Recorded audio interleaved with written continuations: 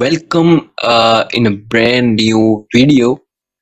इसमें मैं तुम्हें एक ऐसी न्यू अपडेट के बारे में बताने वाला हूँ कि जो हमारे बोर्ड की तरफ से हुई है। हमारे वर्क करने का तरीका कुछ ऐसा है ना, हमारी जो टीम है, हम डेली ऑन डेली बेसिस हम न्यू कॉन्सेप्ट्स पर, न्यू स्ट्रेटजीज पर वर्क करते हैं।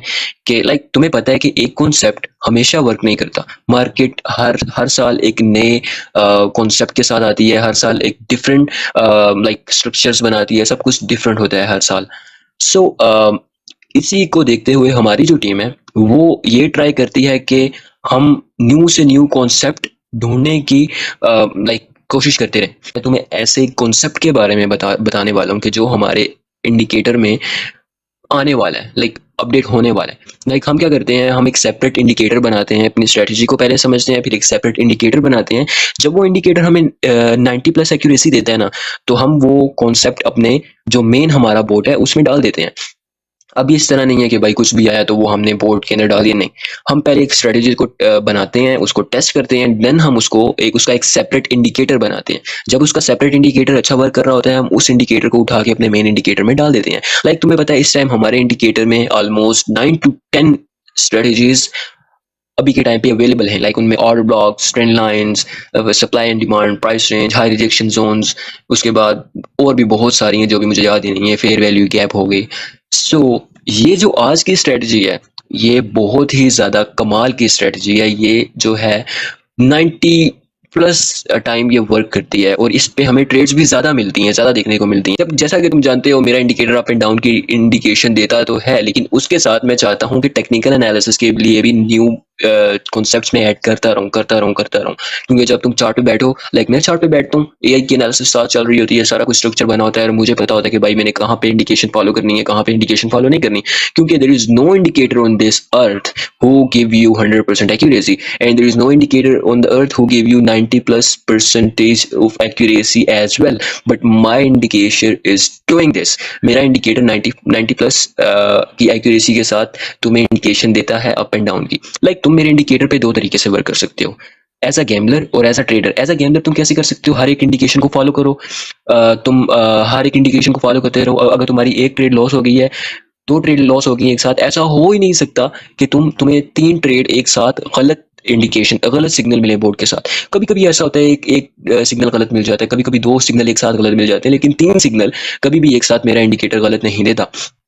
तो तुम एक मनी मैनेजमेंट प्लान को लेकर साथ चल सकते हो। अगर तुम्हारे पास $100 हैं, तुम $5 की ट्रेड लगाओ। अगर तुम्हारी लॉस होगी है $5 की, तुम उस अमाउंट को डबल कर दो, तुम $10 कर दो। एंड देन तुम $10 की जब ट्रेड लगाओगे, तुम्हारा लॉस भी रिकवर हो जाएगा और तुम दोबारा प्रॉफिट में भी आ जाओगे। एंड इसी तरह अगर तुम्हारी दो एक साथ लॉस हो गई है, तुमने 5 की लगाई ट्रेड, लॉस होगी, 10 की लगाई, लॉस होगी, $15 का लॉस है। अब तुमने क्या करना है, अब तुमने 31 या $32 की ट्रेड लगानी है, जिससे अगेन तुम 100% आ जाओगे तुम दोबारा प्रॉफिट में। एंड सेकंड थिंग जो है, एज अ ट्रेडर वो तुम क्या कर सकते हो, जैसे मैं करता हूँ, टेक्निकल एनालिसिस की बेस पे 100% एक्यूरेसी निकालने की ट्राई करता रहता हूँ कि मेरी कोई भी ट्रेड लॉस में ना जाए। तुमने देखा होगा मेरे पास $10 थे, एंड यस, ट्रेड्स में ही मैंने अपने कैपिटल को ग्रो करके यहाँ पे 29 में ले आया हूँ। सो ये पॉसिबल तभी है कि जब तुम सही से इंस्ट्रक्शंस को फॉलो करोगे और सही से कॉन्सेप्ट को देखोगे, एंड देन उस पर वर्क करोगे। तो अगर तुम्हारे पास $10 का कैपिटल है, तुम क्या ही उससे हर इंडिकेशन फॉलो करके बना लोगे। सो स्ट्रेटजी ये है, जब ये एक इंडिकेटर है जो हमने भी सेपरेट बनाया है। अभी हमने ये अपने जो हमारा मेन इंडिकेटर है, ए आई इंसाइडर बाइनरी प्रो वाला, उसमें अभी हमने ये इंडिकेशन नहीं ऐड किया, सही है। ये इंडिकेटर अभी हमने उसमें ऐड नहीं किया, अभी ये सेपरेटली हम इसे टेस्ट कर रहे हैं।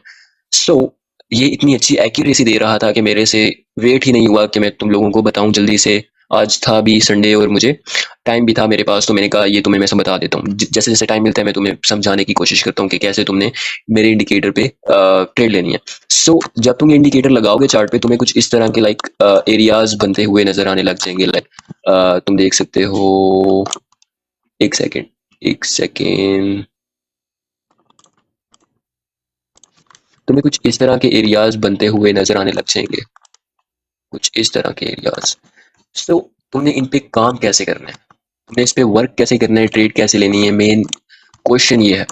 सो जब तुम देखो, तुम्हें फॉर एग्जांपल एक एरिया को उठाते हैं यहाँ पे, ये जो मैंने मार्क करके रखा हुआ है, हमें यहाँ पे दो जोन मिले। इसको मैं हटा देता हूँ। तुम देख रहे होगे कि यहाँ पे एक लाइन है, सही है, बहुत हल्की नजर आ रही है, ऊपर वाली नीचे वाली भी नजर आ रही है बट हल्की। सो यहाँ पे एक लाइन है। अब देखो फॉर एग्जांपल मैं यहाँ हूँ एंड मैं वेट कर रहा हूँ, मैंने क्या वेट करना है, ये दो लाइंस बन गई हैं, अब मैंने वेट करना है या तो कैंडल नीचे वाली लाइन को टच करे एंड ऊपर लाइन से ऊपर क्लोजिंग दे, टच करके या विग छोड़ के ऊपर क्लोजिंग दे, देन मैं नेक्स्ट आपकी ट्रेड लूंगा। समझ आ गया? इजी है, बहुत इजी है, किसी को भी समझ आएगा, आ जाएगा, एक गधे को भी समझ आ जाएगा। एंड देन हम जब यहाँ पे आ गया, मैंने क्या वेट करना है, मैंने वेट करना है मार्केट दोबारा ऊपर जाए या मार्केट दोबारा नीचे ही टच करे। लेकिन ज्यादा एक्यूरेट तभी होता है जब मार्केट सेकंड पोजीशन में जाता है। मार्केट यहाँ से ऊपर आई, मार्केट ने एक स्ट्रॉन्ग बुलिश कैंडल बनाई है, एक बुलिश मजबूरो जिसने वीक भी नहीं छोड़ी ना ऊपर ना नीचे। एंड नेक्स्ट हमें क्या ट्रेड देखने को मिली, डाउन की। अब देखो ये रेड फ्लैग कैसे है, इसने भी तो ऊपर वीक छोड़ी है, नीचे क्लोजिंग दिया, ये रेड फ्लैग कैसे है? ये रेड फ्लैग इस तरह है कि हमें यहाँ पे चाहिए थी ग्रीन कैंडल, सही है। अब देखो नेक्स्ट हमें रेड तो देखने को मिली है, लेकिन हमें यहाँ पे ग्रीन कैंडल चाहिए थी। अगर यहाँ पे ग्रीन कैंडल छोटी सी बनती, बेशक डोजी बन जाती, जो ऊपर टच विक छोड़ के इस जो है पॉइंट से, इस पॉइंट से नीचे क्लोजिंग देती, सॉरी इस पॉइंट से नीचे क्लोजिंग देती, देन हम नेक्स्ट डाउन की ट्रेड लेते। लेकिन इधर इसने इसी कैंडल के साथ टच करके इसी कैंडल पे रिजेक्शन शो कर दी। So this is red flag, तुमने ऐसी जगह पे ट्रेड नहीं लेनी। सो इसी की तरह मैं तुम्हें सेकंड एग्जांपल देता हूँ यहाँ पे। ये देखो, अब देखो ये हमारे पास एक एरिया बनना स्टार्ट हुआ, सही है। एक ये लाइन है ऊपर और एक ये लाइन है, एक ये ऊपर लाइन है, एक ये नीचे लाइन है, ठीक है। अब यहाँ पे एरिया बन रहा था, मैंने क्या वेट करना है, मैंने वेट करना है कि ये कैंडल नीचे आए, मार्केट यहाँ पे टच करे एंड मार्केट ऊपर चली जाए, दोबारा मैं ट्रेड ले लूँ। देखो यहाँ पे एक कैंडल बनी, टच नहीं किया, नेक्स्ट कैंडल आई, उसने टच किया, विग छोड़ी एंड उसी कैंडल पे रिजेक्शन देके वो कैंडल ग्रीन बन गई। यहाँ पे हमें रेड कैंडल चाहिए थी। अगर ऊपर टच करेगी, ऊपर टच करके नीचे क्लोजिंग देगी, हमें ग्रीन कैंडल चाहिए। अगर नीचे टच करके ऊपर क्लोजिंग देगी, हमें रेड कैंडल चाहिए। समझ रहे हो? समझ आ गई ना? तो ये भी हमारे पास रेड फ्लैग में आता है। इसी तरह अगर हम यहाँ पे देखें तो ये देखो कितना अच्छा सेटअप है। मार्केट आई यहाँ पे, ये दो एरिया बनाए, मार्केट ने दो जोन बनाया। मार्केट इधर आई, मार्केट ने इधर बिक छोड़ी और इससे ऊपर क्लोज दिया। नेक्स्ट कैंडल तुम देख सकते हो कितनी बुलिश कैंडल बनी है, कितनी बड़ी कैंडल बनी है, जिसने एरिया ही तोड़ दिया। एरिया छोटा सा था, देखो मैटर नहीं करता एरिया छोटा है या बड़ा है, बस हमारे कॉन्सेप्ट पे फुलफिल होना चाहिए। इसी के साथ कुछ और भी यहाँ पे मैनिपुलेशन, देखो हर एक स्ट्रेटजी में मैनिपुलेशन भी होती है, जो कि मैं तुम्हें बता दूंगा, मैं क्लियर कर दूंगा तुम्हें। उसके बाद किसी चीज़ को वो करने की ज़रूरत नहीं पड़ेगी कि यार तुम इस पर लॉस कर सको। अब यहाँ पे मार्केट ने दो बनाए एरियाज, जो कि मैंने अभी यहाँ पे यार ये लगाई हुई है हाईलाइट करने के लिए, ताकि तुम्हें नजर आए। सही है, वैसे ये इंडिकेटर बना लेगा ऑटोमेटिकली, ये इंडिकेटर तुम्हारे लिए जोन ऑटोमेटिकली बनाएगा, तुम्हें बनाने की कोई ज़रूरत नहीं है। जस्ट हाईलाइट करने के लिए मैंने यहाँ पे ये लगाए हुए हैं। अब देखो मार्केट ने क्या किया, मार्केट ने यहाँ पे इसको बिल्कुल टच किया, कितना अच्छा टच किया एंड वहीं से रिजेक्शन दे दी। कैंडल भी ग्रीन है, तो हम यहाँ पे क्यों नहीं ट्रेड लेंगे? लाइक एक लॉजिकल क्वेश्चन है ना। देखो इस एरिया में ऐसा ऐसा देखो, जब जब भी ऐसा हो ना कि मार्केट टच करे, तोड़े ना एरिया को, जस्ट टच करे एंड उस पर रिजेक्शन दे, इसको मैं कहता हूँ ब्लू फ्लैग। उसका ये रीजन है कि समटाइम इस तरह की ट्रेड विन चली जाती है और समटाइम इस तरह की ट्रेड लॉस में चली जाती है। अभी यहाँ पे क्या होना चाहिए था, यहाँ पे कैंडल को रेड बनना चाहिए था, लेकिन ऐसा नहीं हुआ, कैंडल ग्रीन बन गई। अब ये जो एरिया देखो, कैंडल ने विक छोड़ी है, सही है, विक हाईलाइटेड होगी है इंडिकेटर की तरफ से। इंडिकेटर जब भी विक छोड़ेगा, जब भी कैंडल विक छोड़ेगी और नीचे क्लोजिंग देगी, जो इंडिकेटर है वो एरिया को ऑटोमेटिकली जो विग है उसको हाईलाइट कर देगा। और जब विग हाईलाइट हो जाएगी ना, तुमने कहना है कि भाई अभी तो इतना अच्छा टाइम है ट्रेड लेने का, इससे अच्छा कभी आ ही नहीं सकता। ये हमारे पास एक प्रॉपर ग्रीन फ्लैग है। अब देखो नेक्स्ट कैंडल कितनी बैरिश बनी और ना विक छोड़ी ना कुछ, बैरिश माजुबूरो कैंडल बनी है इधर। देन मार्केट दोबारा नीचे आई, मार्केट फिर ऊपर गई, बिल्कुल टच किया, देखो टच किया लाइक दिस, यहाँ पे जैसे टच किया था वैसे ही टच किया और मार्केट ने नेक्स्ट हमारी फेवर में ट्रेड दे दी। सो समटाइम ये विन चली जाती है एंड समटाइम ये लॉस में चली जाती है। तो यहाँ पे तुम MTG को लेके चलोगे साथ।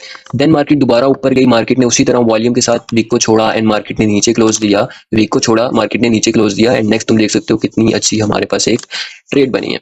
एंड अगेन अगेन तुम देखो दोबारा एक ब्लू फ्लैग बना, मार्केट ऊपर गई, मार्केट ने टच किया लेवल को like this point and market ने अगेन हमारी फेवर में रेड कैंडल बनाई। कितना इजी कॉन्सेप्ट है और कितना काम करने वाला कॉन्सेप्ट है। अब देखो मार्केट ने यहाँ पे क्या किया, आगे जाके अब यहाँ पे मार्केट ने ये ब्लॉक, इस एरिया को, जोन को तोड़ ही दिया बिल्कुल। सो यहाँ पे जब एरिया तोड़ दे तब ये जो है जोन फिनिश हो जाएगा, तब जो है इंडिकेटर एक न्यू जोन ढूंढने की कोशिश करेगा और उसको फिर प्रोवाइड करने की कोशिश करेगा।